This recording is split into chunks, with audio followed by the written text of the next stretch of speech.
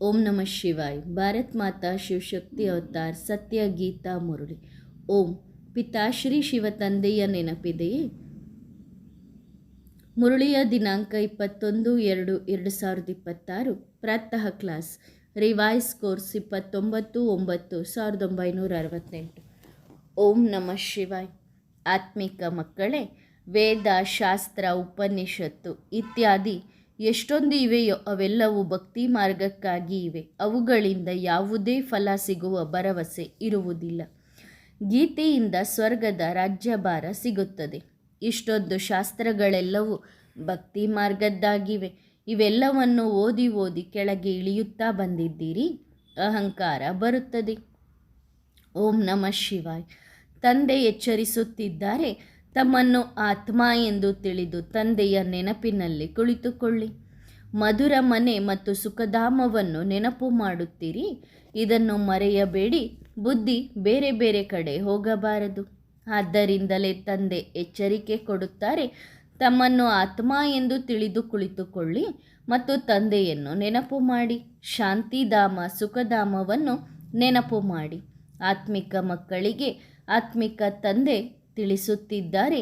ಈಗ ಆತ್ಮಿಕ ಮಕ್ಕಳಿಗೆ ಆತ್ಮಿಕ ತಂದೆಯ ನೆನಪು ಬಂದಿದೆ. ಅವಶ್ಯವಾಗಿ ಆತ್ಮಿಕ ತಂದೆಯೂ ಬಂದಿದ್ದಾರೆ ಎಂದು ಅರ್ಥವಾಗಿದೆ. ಪ್ರತಿ ವರ್ಷ ಶಿವ ಜಯಂತಿಯನ್ನು ಆಚರಿಸುತ್ತಾರೆ. ಭಕ್ತಿ ಮಾರ್ಗದಲ್ಲಿ ಏನೆಲ್ಲ ಕಳೆದು ಹೋಗಿದೆಯೋ ಅವರ ಚಿತ್ರಗಳನ್ನು ಮಾಡಿ ಪೂಜಿಸುತ್ತಾರೆ. ಶಿವ ಬಾಬಾರವರ ಚಿತ್ರವೂ ಇತ್ತು ಎಂದು ನಿಮಗೆ ಗೊತ್ತಿದೆ. ಅವಶ್ಯವಾಗಿ ಆಗಿ ಹೋಗಿದ್ದಾರೆ. ಆ ಕಾರಣದಿಂದಲೇ ಭಕ್ತಿ ಮಾರ್ಗದಲ್ಲಿ ಪೂಜಿಸುತ್ತಾರೆ. ಒಳ್ಳೆಯದು. ಅಂಬಾದೇವಿಯ ಚಿತ್ರ ಅಂತೂ ಇತ್ತಲ್ಲವೇ? ಆಗಿ ಹೋಗಿದ್ದಾಳೆ. ಆಗಲೇ ಪೂಜಿಸಲ್ಪಡುತ್ತಾಳೆ. ಅವರು ಫಾಸ್ಟ್ ಆಗಿ ಹೋಗಿದ್ದಾರೆ. ಅಂಬಾದೇವಿಯನ್ನು ಪೂಜಿಸುತ್ತಿದ್ದರು, ಈಗಲೂ ಪೂಜಿಸುತ್ತಾರೆ. ಶಿವ ಅವರನ್ನು ಪೂಜಿಸುತ್ತಿದ್ದರು. ಅವರನ್ನು ನಿರಾಕಾರ ಎಂದು ಕರೆಯುತ್ತಿದ್ದರು. ತಂದೆಯ ನೆನಪು ಸಹ ಮಾಡಿಸುತ್ತಾರೆ. ಜಗತ್ ಅಂಬಾ ಸಹ ಇದ್ದರು, ಅಂದರೆ ಜಗತ್ತಿನ ತಾಯಿ. ಮತ್ತು ಶ್ರೀಲಕ್ಷ್ಮಿ ಅವರನ್ನೂ ಸಹ ಮಾತೆ ಎಂದೇ ಕರೆಯುತ್ತಿದ್ದರು. ಆದರೆ ಅವರು ವಿಶ್ವದ ಮಹಾರಾಣಿಯಾಗಿದ್ದರು. ಅವರಿಗೆ ತುಂಬ ಆಭರಣ ಇತ್ಯಾದಿಗಳನ್ನು ಹಾಕಲಾಗಿತ್ತು. ಅವರು ಸತ್ಯಯುಗದ ಮಹಾರಾಣಿಯಾಗಿದ್ದರು. ಒಳ್ಳೆಯದು. ಜಗತ್ತಂಬ ಯಾವಾಗ ಇದ್ದರು? ಇದು ಯಾರಿಗೂ ಗೊತ್ತಿಲ್ಲ. ಶ್ರೀ ಲಕ್ಷ್ಮೀನಾರಾಯಣರು ಸತ್ಯಯುಗದಲ್ಲಿ ಇದ್ದರು ಎಂದು ಮಾತ್ರ ಗೊತ್ತಿದೆ. ಆ ಸಮಯದಲ್ಲಿ ಅವರ ರಾಜಧಾನಿ ಇತ್ತು. ಇದು ಮಕ್ಕಳ ಸ್ಮೃತಿಯಲ್ಲಿ ಇದೆ. ಈಗ ಆ ಲಕ್ಷ್ಮಿ ಇಲ್ಲ. ಅವರು ಪವಿತ್ರ ಪೂಜ್ಯರಾಗಿದ್ದರು. ಆ ಸಮಯದಿಂದ ಅವರ ಪೂಜೆ ನಡೆದುಕೊಂಡು ಬರುತ್ತಿದೆ. ಜಗತ್ತಂಬ ಯಾವಾಗ ಇದ್ದರು ಎಂದು ಯಾರಿಗೂ ಗೊತ್ತಿಲ್ಲ. ಅಂಬಾ ಇದ್ದರು, ಆಗ ಬಾಬಾ ಕೂಡ ಇದ್ದರು. ಯಾರನ್ನು ಪ್ರಜಾಪಿತ ಎಂದು ಕರೆಯುತ್ತಾರೋ ಅವರು. ಅಜ್ಮೀರ್ನಲ್ಲಿಯೂ ಅವರ ಮಂದಿರವಿದೆ. ಅವರು ಯಾವಾಗ ಬಂದಿದ್ದರು ಎಂದೂ ಸಹ ಗೊತ್ತಿಲ್ಲ. ನೀವೂ ಸಹ ತಿಳಿದುಕೊಂಡಿರಲಿಲ್ಲ. ನಮಗೆ ಗೊತ್ತಿತ್ತೇ ಎಂದು ನಿಮ್ಮ ಹೃದಯವನ್ನು ನೀವೇ ಕೇಳಿಕೊಳ್ಳಿ. ಆಗ ಮಕ್ಕಳಿಗೆ ಗೊತ್ತಾಗುತ್ತದೆ. ಅಂಬಾ ಸಹ ಇದ್ದರು, ಬಾಬಾ ಸಹ ಇದ್ದರು. ಇಬ್ಬರು ಸಾಧಾರಣವಾಗಿಯೇ ಇದ್ದರು. ಇಬ್ಬರ ಮಂದಿರದಲ್ಲಿಯೂ ಆಭರಣ ಇತ್ಯಾದಿ ಏನನ್ನೂ ತೋರಿಸುವುದಿಲ್ಲ. ಜಗತ್ತಿನ ತಾಯಿ ಒಬ್ಬರೇ ಇರುತ್ತಾರಲ್ಲವೇ? ಅವರು ಬೇಹದ್ದಿನ ತಾಯಿಯಾಗಿದ್ದಾರೆ. ತುಂಬ ಜನ ಇರುವುದಿಲ್ಲ. ಅವರ ಮುಖ ಚೆಹರೆ ಕೂಡ ಒಂದೇ ಆಗಿರುತ್ತದೆ. ಭಕ್ತಿ ಮಾರ್ಗದಲ್ಲಿ ಅಂಬಾಳ ಎಷ್ಟೊಂದು ಚಿತ್ರಗಳನ್ನು ಮಾಡಿದ್ದಾರೋ ಅಷ್ಟೊಂದು ಭುಜಗಳನ್ನು ಕೊಟ್ಟಿದ್ದಾರೆ. ಅಷ್ಟೊಂದು ಭುಜಗಳು ಇರುವುದೇ ಇಲ್ಲ. ಹೇಗೆ ಬ್ರಹ್ಮನಿಗೆ 4 ಭುಜಗಳು, 10 ಭುಜಗಳು, 100, 200 ಭುಜಗಳು ಎಂದು ಹೇಳುತ್ತಾರೋ, ಇವೆಲ್ಲವೂ ಇಷ್ಟೊಂದು ಮಕ್ಕಳಿದ್ದಾರೆ. ಅದಕ್ಕಾಗಿ ಅಷ್ಟೊಂದು ಭುಜಗಳನ್ನು ಕೊಟ್ಟಿದ್ದಾರೆ. ಅಗಣಿತ ಅಂದರೆ ಲೆಕ್ಕ ಇಲ್ಲದಷ್ಟು ಭುಜಗಳನ್ನು ತೋರಿಸಿದ್ದಾರೆ. ವಾಸ್ತವದಲ್ಲಿ ಭುಜಗಳು 2 ಇರುತ್ತವೆ. ಅದೆಲ್ಲವೂ ಭಕ್ತಿ ಮಾರ್ಗದ ಜ್ಞಾನವಾಗಿದೆ. ಈಗ ನಿಮಗೆ ಸ್ಮೃತಿ ಬಂದಿದೆ. ಬೇರೆ ಯಾರ ಸ್ಮೃತಿಯಲ್ಲಿಯೂ ಈ ವಿಚಾರ ಬರಲು ಸಾಧ್ಯವಿಲ್ಲ. ಶಿವ ಬಾಬಾರವರ ಮಂದಿರವೂ ಇದೆ. ಜಗತ್ತಂಬ, ಪ್ರಜಾಪಿತ ಬ್ರಹ್ಮನ ಮಂದಿರಗಳು ಬಹಳ ಇವೆ. ಕೇವಲ ಅವರು ಯಾವಾಗ ಇದ್ದು ಹೋದರು ಎಂದು ಯಾರಿಗೂ ಪೂರ್ತಿಯಾಗಿ ಗೊತ್ತಿಲ್ಲ. ನೀವು ಮಕ್ಕಳ ಬುದ್ಧಿಯಲ್ಲಿ ಇಡೀ ಸೃಷ್ಟಿಯ ಆದಿ ಮಧ್ಯ ಅಂತ್ಯದ ಜ್ಞಾನವಿದೆ. ಮುಖ್ಯ ಚಿತ್ರ ಇದೇ ಆಗಿರಬೇಕು. ಜಾಸ್ತಿ ಚಿತ್ರಗಳು ಇಲ್ಲ. ಮಂದಿರಗಳನ್ನು ಎಷ್ಟೊಂದು ಕಟ್ಟಿದ್ದಾರೆ ಮತ್ತು ಹೆಸರುಗಳನ್ನು ಇಡುತ್ತಾ ಹೋಗಿದ್ದಾರೆ. ಶಿವನು ಒಬ್ಬರೇ ಆಗಿದ್ದಾರೆ. ಅವರ ಆಕಾರ ಕೂಡ ಒಂದೇ ಆಗಿದೆ, ಬಿಂದು. ಅದರಲ್ಲಿ ಸ್ವಲ್ಪವೂ ವ್ಯತ್ಯಾಸವಾಗಲು ಸಾಧ್ಯವಿಲ್ಲ. ಬಾಕಿ ಪ್ರತಿ ಆತ್ಮದಲ್ಲಿರುವ ಸಂಸ್ಕಾರಗಳಲ್ಲಿ ತುಂಬ ವ್ಯತ್ಯಾಸವಿದೆ. ಸನ್ಯಾಸಿಗಳು ಸಹ ತಮ್ಮನ್ನು ಮಹಾತ್ಮ ಎಂದು ಕರೆದುಕೊಳ್ಳುತ್ತಾರೆ. ಕೃಷ್ಣನನ್ನು ಮಹಾತ್ಮ ಎಂದು ಕರೆಯುತ್ತಾರೆ. ಆದರೆ ಅವರಲ್ಲಿ ತುಂಬ ವ್ಯತ್ಯಾಸವಿದೆಯಲ್ಲವೇ? ಸನ್ಯಾಸಿಗಳು ಮನೆ ಮಠ ಬಿಡುತ್ತಾರೆ. ಕೃಷ್ಣನಿಗೆ ಮನೆ ಮಠ ಬಿಡಬೇಕಾಗಿಲ್ಲ ಎಂದು ನೀವು ತಿಳಿದುಕೊಂಡಿದ್ದೀರಿ. ಅವರು ಸಂಪೂರ್ಣ ಪವಿತ್ರ ಸನ್ಯಾಸಿಯೇ ಆಗಿದ್ದಾರೆ. ಸನ್ಯಾಸಿಗಳು ಅಪವಿತ್ರತೆಯಿಂದ ಜನ್ಮ ಪಡೆದು ನಂತರ ಪವಿತ್ರರಾಗಲು ಪ್ರಯತ್ನಿಸುತ್ತಾರೆ. ಆದ್ದರಿಂದ ಅವರನ್ನು ಸನ್ಯಾಸಿ ಎಂದು ಕರೆಯಲಾಗುತ್ತದೆ. ನಿಮ್ಮನ್ನು ಬೇಹದ್ದಿನ ಸನ್ಯಾಸಿಗಳು ಎಂದು ಕರೆಯಲಾಗುತ್ತದೆ. ನೀವು ಇಡೀ ಬೇಹದ್ದಿನ ಪ್ರಪಂಚದ ಸನ್ಯಾಸ ಮಾಡುತ್ತೀರಿ. ನೀವು ಹೊಸ ಪ್ರಪಂಚಕ್ಕಾಗಿ ಓದುತ್ತಿದ್ದೀರಿ. ಮುಂದಿನ ಜನ್ಮಕ್ಕಾಗಿ ಈ ಶಿಕ್ಷಣ, ಇಂತಹ ಸ್ಕೂಲ್ ಎಲ್ಲಾದರೂ ಕೇಳಿದ್ದೀರಾ? ಅಂದರೆ ಈ ಜನ್ಮದಲ್ಲಿ ಓದುವುದು, ಮುಂದಿನ ಜನ್ಮದಲ್ಲಿ ಫಲ ಪಡೆದುಕೊಳ್ಳುವುದು. ಇಂತಹ ಶಾಲೆ ಎಲ್ಲಾದರೂ ಕೇಳಿದ್ದೀರಾ? ನೀವು ಹೊಸ ಪ್ರಪಂಚಕ್ಕಾಗಿ ಓದುತ್ತಿದ್ದೀರಿ. ಅವರು ವಕೀಲರು, ಇಂಜಿನಿಯರ್ ಇತ್ಯಾದಿ ಆಗಲು ಆ ಶಿಕ್ಷಣವನ್ನು ಓದುತ್ತಾರೆ. ಈಗ ಸಮಯವೇ ಸ್ವಲ್ಪವಿದೆ. ಶಿಕ್ಷಣವು ವ್ಯರ್ಥವಾಗುತ್ತದೆ ಎಂದು ತಿಳಿದುಕೊಳ್ಳಲಾಗುತ್ತದೆ. ಬಾಕಿ ಎಷ್ಟು ವರ್ಷ ಓದುತ್ತಾರೋ ಶಿಕ್ಷಣವನ್ನು ಓದಲು ತಂದೆ ತಾಯಿ ಹಣವನ್ನು ಕೊಡುತ್ತಾರೆ. ಅದಕ್ಕಿಂತ ಆತ್ಮಿಕ ಶಿಕ್ಷಣವನ್ನು ಏಕೆ ಓದಬಾರದು? ಆಗ ಅದರಿಂದ 21 ಜನ್ಮಗಳ ಆಸ್ತಿ ಸಿಗುತ್ತದೆ. ತಿಳುವಳಿಕೆಯ ಮಾತಾಗಿದೆ ಅಲ್ಲವೇ? ಅವರು ತಿಳುವಳಿಕೆ ಇಲ್ಲದವರಾಗಿದ್ದಾರೆ. ತಂದೆ ಬಂದು ತಿಳುವಳಿಕೆ ಕೊಡುತ್ತಾರೆ. ಹಾಗಾದರೆ ಭವಿಷ್ಯದಲ್ಲಿ ವಿಶ್ವದ ಮಾಲೀಕರಾಗುವಂತಹ ಈ ಶಿಕ್ಷಣವನ್ನು ಏಕೆ ಓದಬಾರದು? ಏಕೆಂದರೆ ಈಗ ಈ ಹಳೆಯ ಪ್ರಪಂಚ ಬದಲಾಗುತ್ತಿದೆ. ಹೊಸ ಪ್ರಪಂಚದ ಸ್ಥಾಪನೆಗಾಗಿ ಈ ಶಿಕ್ಷಣ ಇದೆ ಎಂದು ನಿಮ್ಮನ್ನು ಬಿಟ್ಟು ಬೇರೆ ಯಾವ ಮನುಷ್ಯರಿಗೂ ಗೊತ್ತಿಲ್ಲ. ಹೊಸ ಪ್ರಪಂಚದಲ್ಲಿ ದೇವಿ ದೇವತೆಗಳ ರಾಜ್ಯವಿತ್ತು. ಅದು ಹೇಗೆ ಸ್ಥಾಪನೆಯಾಗುತ್ತದೆ ಎಂದು ಮನುಷ್ಯರಿಗೆ ಗೊತ್ತಿಲ್ಲ. ತಂದೆ ತಿಳಿಸುತ್ತಾರೆ. ಲಕ್ಷ್ಮೀನಾರಾಯಣ, ಜಗತ್ತಂಬ, ರಾಮ, ಸೀತೆ ಇತ್ಯಾದಿ ಎಲ್ಲರ ರಹಸ್ಯವನ್ನು ತಿಳಿಸುತ್ತಾರೆ. ಹಿಂಸೆಯ ಯಾವುದೇ ಮಾತೇ ಇಲ್ಲ. ಇದು ಮಾಯೆಯ ಜೊತೆಗಿನ ನಿಮ್ಮ ಯುದ್ಧವಾಗಿದೆ. ಇದರಲ್ಲಿಯೇ ಸೋಲುತ್ತಾರೆ. ಆದ್ದರಿಂದ ಕ್ಷತ್ರಿಯ ವಂಶಿ ಕ್ಷತ್ರಿಯರು ಎಂದು ಕರೆಯಲಾಗುತ್ತದೆ. ಶಿಕ್ಷಣದಿಂದಲೇ ಪದವಿ ಸಿಗುತ್ತದಲ್ಲವೇ? ಈಗ ನಿಮಗೆ ನೆನಪಿಗೆ ಬಂದಿದೆ. ಯಾರು ಫೇಲ್ ಆಗುತ್ತಾರೋ ಅವರು ಕ್ಷತ್ರಿಯ ವಂಶದಲ್ಲಿ ಹೋಗುತ್ತಾರೆ. ನಿಮ್ಮದು ಮಾಯೆಯ ಜೊತೆಗೆ ಯುದ್ಧವಿದೆ. ಕೌರವ ಪಾಂಡವರ ಯುದ್ಧ ನಡೆದಿಲ್ಲ. ತಂದೆ ಎಲ್ಲರ ಮಾರ್ಗದರ್ಶಕ ಆಗಿದ್ದಾರೆ. ಓ ಬಾಬಾ, ನೀನು ಬಂದು ನಮ್ಮನ್ನು ಬಿಡುಗಡೆ ಮಾಡಿ ಎಂದು ಹೇಳುತ್ತಾರೆ. ನೀವು ನಮಗೆ ಗೈಡ್ ಆಗಿರಿ. ಆಗ ನೀವು ಕೂಡ ಮಾರ್ಗದರ್ಶಕರಾದರಲ್ಲವೇ? ಅವರು ಶಾರೀರಿಕ ಮಾರ್ಗದರ್ಶಕರಾಗಿದ್ದಾರೆ. ನೀವು ಆತ್ಮಿಕ ಮಾರ್ಗದರ್ಶಕರಾಗಿದ್ದೀರಿ. ಈಗ ಎಲ್ಲರೂ ವಾಪಸ್ ಮನೆಗೆ ಹೋಗಬೇಕಿದೆ. ಆದ್ದರಿಂದ ತಂದೆಯನ್ನು ನೆನಪು ಮಾಡಬೇಕು. ನೆನಪಿನ ಯಾತ್ರೆ ಎಂದು ಕರೆಯಲಾಗುತ್ತದೆ. ಭಕ್ತಿ ಮಾರ್ಗದಲ್ಲಿ ನೆನಪು ಮಾಡಿದರೆ ಶಿವನನ್ನು ಶಿವ ಎಂದು ನೆನಪು ಮಾಡುತ್ತಾರೆ, ಅಥವಾ ಶ್ರೀನಾಥ ದ್ವಾರಕ್ಕೆ ಹೋಗುತ್ತಾರೆ, ಅಥವಾ ಎಲ್ಲಿಗೆ ಹೋದರೂ ಅವರನ್ನು ನೆನಪು ಮಾಡುತ್ತಾರೆ. ಅವೆಲ್ಲವೂ ಶಾರೀರಿಕ ಯಾತ್ರೆಗಳಾಗಿವೆ. ನಾವು ಎಷ್ಟು ಸಮಯ ಯಾತ್ರೆಗಳನ್ನು ಮಾಡಿದ್ದೇವೆ ಎಂದು ನಿಮಗೆ ಗೊತ್ತಿದೆ. ಭಕ್ತಿ ಮಾಡಿದ್ದೀರಿ. ಈ ಲಕ್ಷ್ಮೀನಾರಾಯಣರು ಈಗ ನೆನಪಿಗೆ ಇದೆಯಲ್ಲವೇ?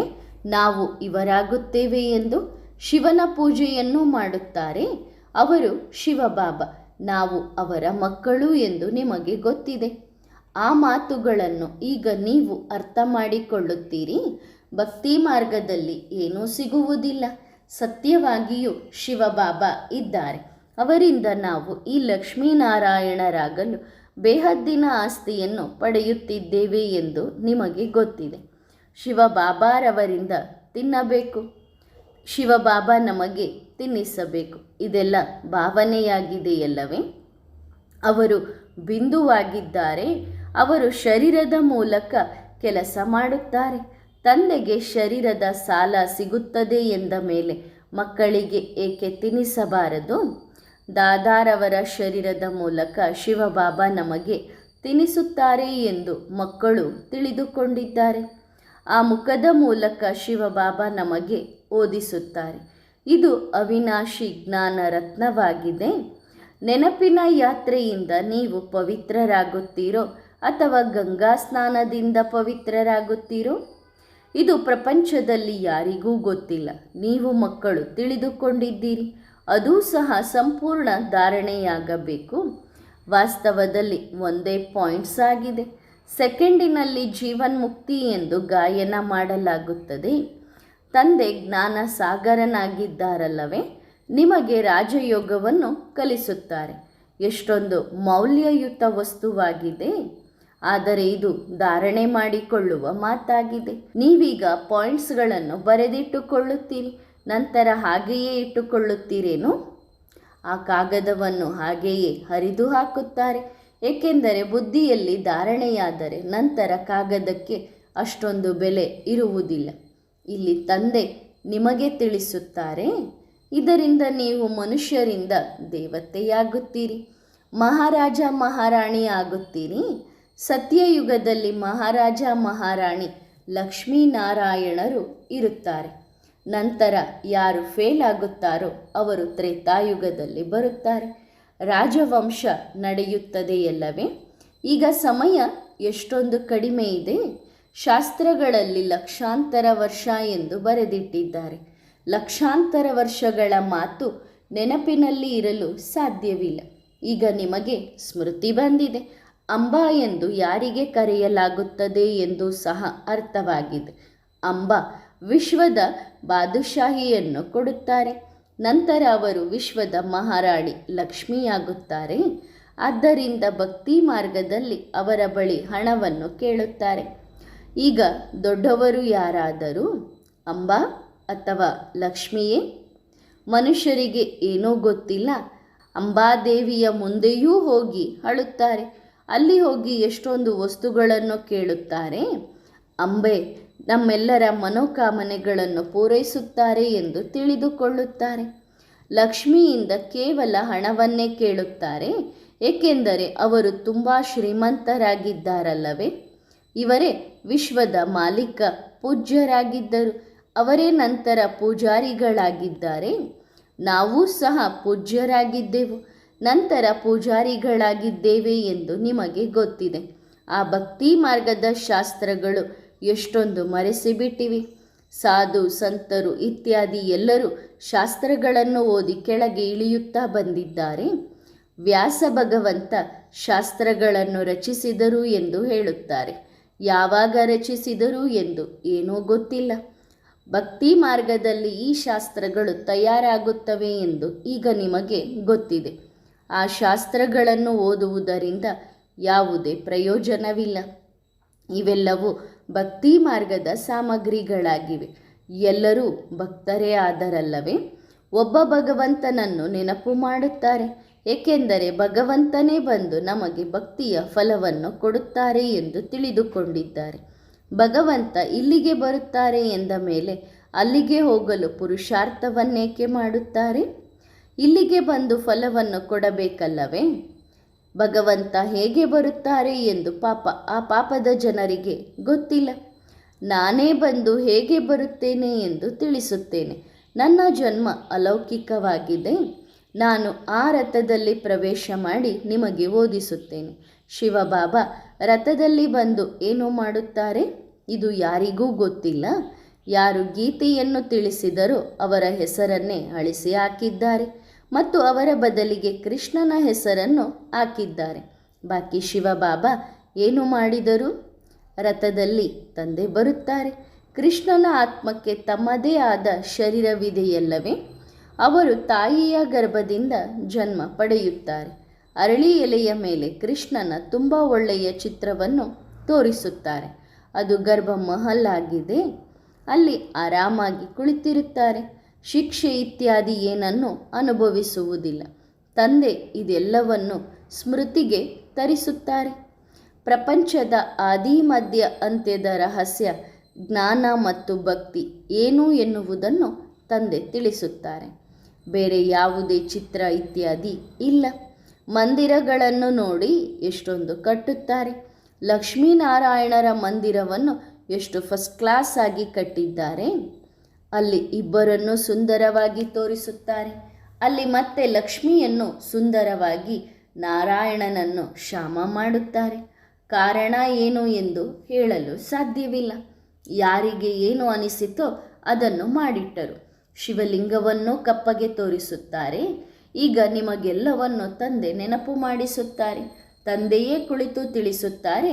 ಅವರು ಜ್ಞಾನವನ್ನು ತಿಳಿದುಕೊಂಡಿದ್ದಾರೆ, ಭಕ್ತಿಯನ್ನು ತಿಳಿದುಕೊಂಡಿದ್ದಾರೆ. ಅರ್ಧ ಕಲ್ಪ ನಿಮ್ಮ ಭಕ್ತಿ ನಡೆಯುತ್ತದೆ. ಎಷ್ಟೊಂದು ಶಾಸ್ತ್ರ ಇತ್ಯಾದಿಗಳನ್ನು ಓದುತ್ತೀರಿ ಮತ್ತು ಮತ್ತೆ ವ್ಯಾಸ ಭಗವಂತ ರಚಿಸಿದ್ದಾರೆ ಎಂದು ಹೇಳುತ್ತಾರೆ. ಆಶ್ಚರ್ಯವಲ್ಲವೇ? ಭಾರತ ಸತ್ಯಖಂಡವಾಗಿತ್ತು, ನಂತರ ಸುಳ್ಳು ಖಂಡ ಹೇಗೆ ಆಯಿತು? ಇದೂ ಸಹ ನಿಮ್ಮ ಬುದ್ಧಿಯಲ್ಲಿದೆ. ಕಾರಣ ಬೇಕಲ್ಲವೇ? ಶಾಸ್ತ್ರಗಳಲ್ಲಿ ಏನೇನೋ ಬರೆದಿದ್ದಾರೆ. ಎಲ್ಲರ ನಿಂದನೆ ಮಾಡುತ್ತಿರುತ್ತಾರೆ. ಶ್ರೀಕೃಷ್ಣನು ಚಿಕ್ಕ ರಾಜಕುಮಾರ ಆಗಿದ್ದನು. ಅಲ್ಲಿ ಗೀತೆಯ ಅವಶ್ಯಕತೆಯೇ ಇಲ್ಲ. ಎಲ್ಲರೂ ಸದ್ಗತಿಯಲ್ಲಿದ್ದಾರಲ್ಲವೇ? ಅಲ್ಲಿ ಯಾರಿಗೆ ಕುಳಿತು ಗೀತೆಯನ್ನು ತಿಳಿಸುತ್ತಾರೆ? ಇದೂ ಸಹ ತಪ್ಪಾಗಿದೆ. ಭಗವಂತನು ಒಬ್ಬರೇ ಆಗಿದ್ದಾರೆ. ಭಗವಂತನನ್ನು ಎಷ್ಟು ಅಳಿಸಿದರೂ ಅಷ್ಟು ಬೇರೆಯನ್ನು ಯಾರೂ ಅಳಿಸಿಲ್ಲ. ಅಂದರೆ ಭಗವಂತನಿಗೆಷ್ಟು ನಿಂದನೆ ಮಾಡಿದ್ದಾರೋ ಅಷ್ಟು ಬೇರೆ ಯಾರಿಗೂ ನಿಂದನೆ ಮಾಡಿಲ್ಲ. ತಂದೆ ಮಕ್ಕಳಿಗೆ ಈ ಎಲ್ಲ ಮಾತುಗಳನ್ನು ಬಹಳ ಚೆನ್ನಾಗಿ ತಿಳಿಸುತ್ತಾರೆ. ಈ ಲಕ್ಷ್ಮೀನಾರಾಯಣ ಇತ್ಯಾದಿ ಚೈತನ್ಯದಲ್ಲಿದ್ದಾಗ ಸುಖವೇ ಸುಖವಿತ್ತು. ಎಲ್ಲ ಧರ್ಮದವರು ಅದನ್ನು ಬೈಷ್ತ ಗಾರ್ಡನ್ ಆಫ್ ಅಲ್ಲಾ ಎಂದು ಕರೆಯುತ್ತಾರೆ. ಈಗ ತಂದೆ ಈ ಮುಳ್ಳುಗಳ ಕಾಡನ್ನು ಹೂಗಳ ತೋಟವನ್ನಾಗಿ ಮಾಡುತ್ತಿದ್ದಾರೆ. ಅದರಲ್ಲಿ ಯಾರೆಲ್ಲ ಹೂಗಳಾಗುತ್ತಿದ್ದಾರೆ ಎಂದು ಶಿವಬಾಬಾ ನೋಡುತ್ತಾರೆ ಎಂದು ನಿಮಗೆ ಗೊತ್ತಿದೆ. ತೋಟದಲ್ಲಿ ವಿಧ ವಿಧವಾದ ವೆರೈಟಿ ಹೂಗಳಿರುತ್ತವೆ. ನಾನು ಯಾವ ರೀತಿಯ ಹೂವಾಗಿದ್ದೇನೆ ಎಂದು ಪ್ರತಿಯೊಬ್ಬರು ತಿಳಿದುಕೊಳ್ಳಬಹುದು. ಯಾರು ಒಳ್ಳೆಯ ಹೂಗಳಾಗಿದ್ದಾರೋ ಅವರು ಅವಶ್ಯವಾಗಿ ಬೇರೆಯವರನ್ನು ತಮ್ಮ ಸಮಾನ ಮಾಡಲು ಪುರುಷಾರ್ಥ ಮಾಡುತ್ತಾರೆ. ತೋಟದಲ್ಲಿ ಅನೇಕ ರೀತಿಯ ಹೂವುಗಳು ಇದ್ದೇ ಇರುತ್ತವೆ. ತಂದೆ ಇದೆಲ್ಲವನ್ನು ನೆನಪು ಮಾಡಿಸುತ್ತಾರೆ. ಈ ಕಾಲೇಜಿನ ಸ್ಮೃತಿಯಲ್ಲಿ ಸದಾ ಇರಿ. ಇದು ಶಿಕ್ಷಣವಾಗಿದೆ. ಇದೇ ಜೊತೆಯಲ್ಲಿ ಬರಲಿದೆ. ನಾನು ನಿಮಗೆ ಏನನ್ನು ಓದಿಸುತ್ತೇನೆಯೋ ಅದನ್ನು ನೀವು ಜೊತೆಯಲ್ಲಿ ತೆಗೆದುಕೊಂಡು ಹೋಗುತ್ತೀರಿ ಎಂದು ತಂದೆ ಆತ್ಮಗಳಿಗೆ ಹೇಳುತ್ತಾರೆ. ನನ್ನಲ್ಲಿ ಯಾವ ಜ್ಞಾನ ಇದೆಯೋ ಅದನ್ನು ನಾನು ನಿಮಗೆ ತಿಳಿಸುತ್ತೇನೆ. ಈಗ ಆತ್ಮಗಳನ್ನು ಮನೆಗೆ ಕರೆದುಕೊಂಡು ಹೋಗಬೇಕಿದೆ. ನಂತರ ಹೊಸ ಪ್ರಪಂಚದಲ್ಲಿ ಬಂದರೆ ಈ ಕಾಲೇಜ್ ಪ್ರಾಯಲೋಪವಾಗುತ್ತದೆ. 84 ಜನ್ಮಗಳ ಚಕ್ರ ಪೂರ್ಣವಾಗುತ್ತದೆ. ತಂದೆ ಸ್ವರ್ಗದ ರಾಜಧಾನಿಯನ್ನು ಸ್ಥಾಪನೆ ಮಾಡುತ್ತಾರೆ. ಅದರಲ್ಲಿ ಬಗೆ ಬಗೆಯ ಪದವಿಯನ್ನು ಪಡೆಯುತ್ತಾರೆ. ನರನಿಂದ ನಾರಾಯಣ, ನಾರಿಯಿಂದ ಲಕ್ಷ್ಮಿಯಾಗುವುದೇ ಗುರಿ ಉದ್ದೇಶವಾಗಿದೆ. ರಾಜಯೋಗವನ್ನು ಯಾರು ಕಲಿಸುತ್ತಾರೆ ಎಂದು ಈಗ ನಿಮಗೆ ಸ್ಮೃತಿ ಬಂದಿದೆ ಅಲ್ಲವೇ? ಸರ್ವಶಾಸ್ತ್ರಮಯಿ ಶಿರೋಮಣಿ ಗೀತೆ ಎಂದೇ ಗಾಯನ ಮಾಡಲಾಗುತ್ತದೆ. ಏನಾಗುತ್ತದೆ ಎಂದರೆ ಇಡೀ ಪ್ರಪಂಚವೇ ಬದಲಾಗುತ್ತದೆ. ಬೇರೆ ಯಾವುದೇ ಶಾಸ್ತ್ರದಿಂದ ಪ್ರಪಂಚ ಬದಲಾಗುವುದಿಲ್ಲ. ಏಕೆಂದರೆ ಅದು ತಂದೆಯ ಶಾಸ್ತ್ರವಲ್ಲ. ವೇದ, ಶಾಸ್ತ್ರ, ಉಪನಿಷತ್ ಇತ್ಯಾದಿ ಎಷ್ಟೊಂದು ಇವೆಯೋ ಅವೆಲ್ಲವೂ ಭಕ್ತಿ ಮಾರ್ಗಕ್ಕಾಗಿ ಇವೆ. ಅವುಗಳಿಂದ ಯಾವುದೇ ಫಲ ಸಿಗುವ ಭರವಸೆ ಇಲ್ಲ. ಗೀತೆಯಿಂದ ಸ್ವರ್ಗದ ಮಾಲೀಕತನ ಸಿಗುತ್ತದೆ. ಇಷ್ಟೊಂದು ಶಾಸ್ತ್ರಗಳೆಲ್ಲವೂ ಭಕ್ತಿ ಮಾರ್ಗದ್ದಾಗಿವೆ. ಇವೆಲ್ಲವನ್ನು ಓದಿಯೇ ಕೆಳಗೆ ಇಳಿಯುತ್ತಾ ಬಂದಿದ್ದೀರಿ. ಅಹಂಕಾರ ಬರುತ್ತದೆ. ನಾವು ಶಾಸ್ತ್ರಗಳ ಅಥಾರಿಟಿ ಎಂದು ತಿಳಿದುಕೊಳ್ಳುತ್ತಾರೆ. ಇವರು ಭಕ್ತಿ ಮಾರ್ಗದ ಅಥಾರಿಟಿ ಎಂದು ತಂದೆ ತಿಳಿಸುತ್ತಾರೆ. ಗೀತೆ, ಶಾಸ್ತ್ರ ಇತ್ಯಾದಿಗಳನ್ನು ಓದುತ್ತಲೇ ಬಂದಿದ್ದಾರೆ. ಸರ್ವಶಾಸ್ತ್ರಮಯಿ ಶಿರೋಮಣಿ ಶಾಸ್ತ್ರ ಗೀತೆಯಾಗಿದೆ. ಮೊದಲು ಈ ಗೀತೆ ಇದೆ, ಬಾಕಿ ಎಲ್ಲ ಶಾಸ್ತ್ರಗಳು ನಂತರ ಇವೆ. ಒಂದು ಗೀತೆ ಯಥಾರ್ಥವಾಗಿಲ್ಲದಿದ್ದರೆ ಎಲ್ಲ ಶಾಸ್ತ್ರಗಳು ಅಯಥಾರ್ಥವಾಗಿ ಬಿಡುತ್ತವೆ. ಗುರಿ ಉದ್ದೇಶ ಏನೂ ಇಲ್ಲ. ಭಗವಂತನು ರಾಜಯೋಗವನ್ನು ಕಲಿಸಿದ್ದರು. ಆದ್ದರಿಂದ ದೇವತೆಗಳಾಗಿದ್ದರು. ಅವರು ನಿಮಗೆ ಏನನ್ನೂ ತಿಳಿಸುತ್ತಾರೆ. ಹಳೆಯ ಕಥೆಯನ್ನು ಕುಳಿತು ಹೇಳುತ್ತಾರೆ. ಕಥೆಯಿಂದ ಏನು ಸಿಗುತ್ತದೆ? ಅದು ಸಹ ದೊಡ್ಡ ಸುಳ್ಳು ಹೇಳಿದ್ದಾರೆ. ಯುದ್ಧದ ಮೈದಾನದ ಮಾತುಗಳನ್ನೆಲ್ಲ ಸ್ಥೂಲ ರೂಪದಲ್ಲಿ ತೆಗೆದುಕೊಂಡು ಹೋಗಿದ್ದಾರೆ. ಯಾದವರು ಬಾಂಬ್ಸ್ ತೆಗೆದರು. ನಂತರ ಕೌರವ ಪಾಂಡವರ ಯುದ್ಧ ನಡೆಯಿತು ಎಂದು ತೋರಿಸಿದ್ದಾರೆ. ಎಲ್ಲರೂ ಸಮಾಪ್ತಿಯಾದರು. ಬಾಕಿ 5 ಜನ ಪಾಂಡವರು ಮತ್ತು 1 ನಾಯಿ ಉಳಿಯಿತು. ಅವರು ಸಹ ಬೆಟ್ಟದ ಮೇಲೆ ಹೋಗಿ ಕರಗಿ ಸತ್ತರು. ನಂತರ ರಿಸಲ್ಟ್ ಏನೂ ಇಲ್ಲ. ಎಲ್ಲ ದಂತಕಥೆಗಳಾಗಿ ಬಿಟ್ಟಿವೆ. ಅದನ್ನು ನವರಸ ಎಂದು ಕರೆಯಲಾಗುತ್ತದೆ. ಆಗುವುದೇನೂ ಇಲ್ಲ. ಅರ್ಧಕಲ್ಪದಿಂದ ನವರಸವನ್ನು ಕೇಳುತ್ತಾ ಬಂದಿದ್ದೀರಿ ಎಂದು ತಂದೆ ತಿಳಿಸುತ್ತಾರೆ. ಇದು ಜ್ಞಾನದ ಮುರುಳಿ. ವ್ಯತ್ಯಾಸ ನೋಡಿ ಎಷ್ಟೊಂದಿದೆ. ಕೃಷ್ಣನ ಆತ್ಮವು ಈಗ ಕೇಳುತ್ತಿದೆ. ತಂದೆಯೇ ಬಂದು ಮಕ್ಕಳಿಗೆ ತಿಳಿಸಬೇಕಾಗುತ್ತದೆ. ಒಳ್ಳೆಯದು. ಆತ್ಮಿಕ ಮಾತ್ ಪಿತಾ ಬಾಪ್ ದಾದಾರವರ ಆತ್ಮಿಕ ಮಕ್ಕಳಿಗೆ ನೆನಪು ಮತ್ತು ಪ್ರೀತಿಗಳು.